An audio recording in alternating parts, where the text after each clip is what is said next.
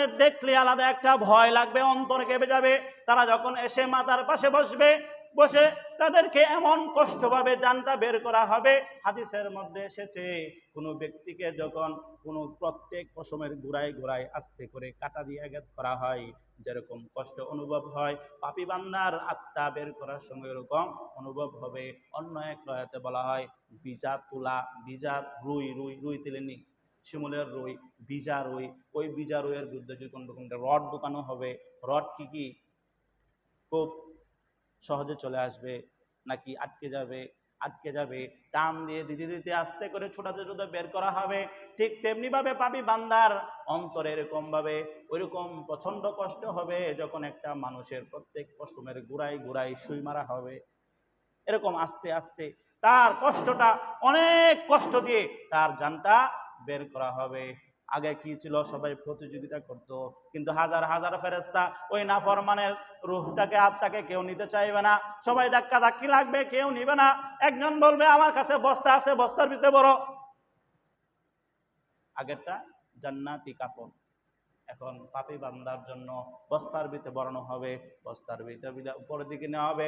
প্রথম আসমানে যখন নিয়ে যাওয়া হবে, ফেরেশতারা বলবো কার আত্মা কোত্থেকে নিয়ে আসছো, দুর্গন্ধে আর টিকতে পারতেছি না, এটা নিয়ে নিচের দিকে দাও। আল্লাহ রাব্বুল আলামিন ডাক দিয়ে বলবেন তাকে আর উপর দিকে নেওয়ার দরকার নাই, এই বান্দার আমল নামা সিজ্জিন নামক জেলখানার মধ্যে লিপিবদ্ধ করে দাও।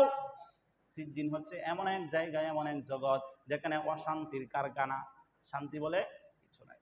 নিয়ে যাওয়া হবে।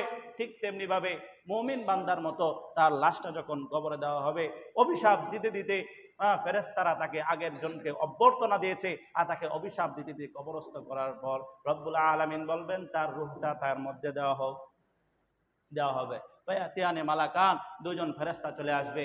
দুজন ফেরেশতা সে জিজ্ঞাসা করবে মার রব্বুকা, তোমার রবকে? সে বলবে লা আদরি লা আদরি লা আদরি, আমি জানি না। মান দীনুকা, আমি জানি না। মান নাবিয়ুকা, তোমার নবীকে? ওই লোকটাকে চিনোনি যে লোকটাকে তোমাদের হেদায়েতের জন্য পাঠানো হয়েছে? সবগুলো উত্তর বলবে না আমি জানি না। এই লোকটাকে পাঠানো হয়েছিল কিনা সে বলবে আমি জানি না। রব্বুল আলামিন ডাক দিয়ে বলবেন এ হলো মিথ্যাবাদী বান্দা, আর জিজ্ঞাসা করার দরকার নাই, তাকে তাদের ব্যবস্থা নেওয়া হোক। রব্বুল আলামিন ঘোষণা করবেন আফরিশু মিনাল জাহান্নাম, জাহান্নামের বিছানা বিছাইয়া দাও। ওয়ালবিসু মিনাল মিনান নার, এবং জাহান্নামের আগুন, জাহান্নামের আগুনের পোশাকটাকে পরিবর্তিত করে দাও। ওয়াফতাহু বাবা মিনান নার, এবং তার কবরটাকে জাহান্নামের সঙ্গে সংযোগ স্থাপন করে দাও। জাহান্নামের সঙ্গে সংযোগ স্থাপন করে দেওয়া হবে। এই অবস্থায় চলতে থাকবে। হাদিসের মধ্যে আসছে ওই পাপী বান্দা দেখবে তার ডানে আগুন, বামে আগুন, উপরে আগুন, আগুন আর আগুন। একটা ফেরেশতা নিযুক্ত করা হবে তাকে মাইর দেওয়ার জন্য, মুগুর দিয়া একটা বাড়ি দিবে।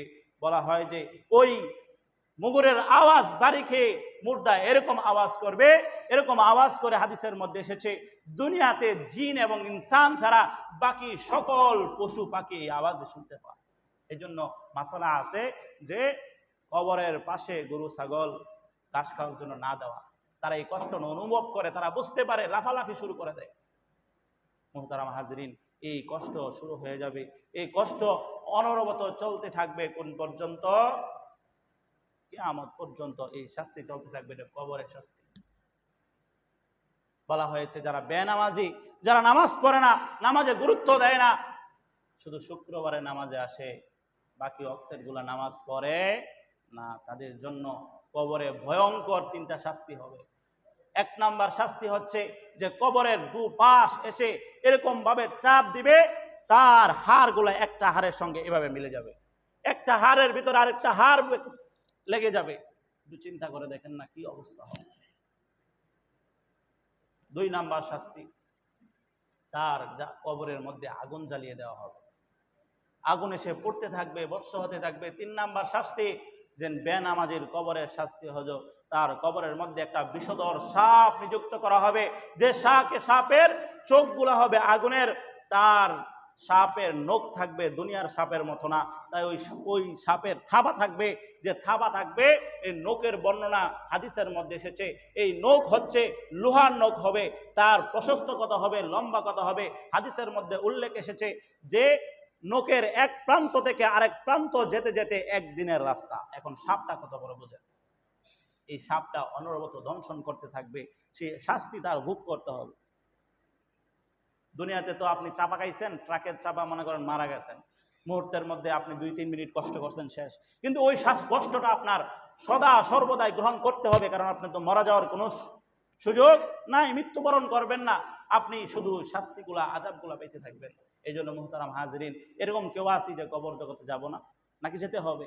যদি যেতে হয় তাহলে কবরের কাজ আমাদের কোথায়? কবরের জন্য সামানা আমাদের গুছাইছি কিনা, সেই ব্যবস্থাপনা আমরা করছি কিনা বলে।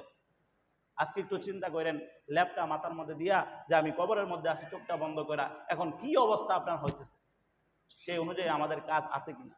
এই জন্য মুহতারাম হাজরিন, সর্বপ্রথম বলি নামাজটা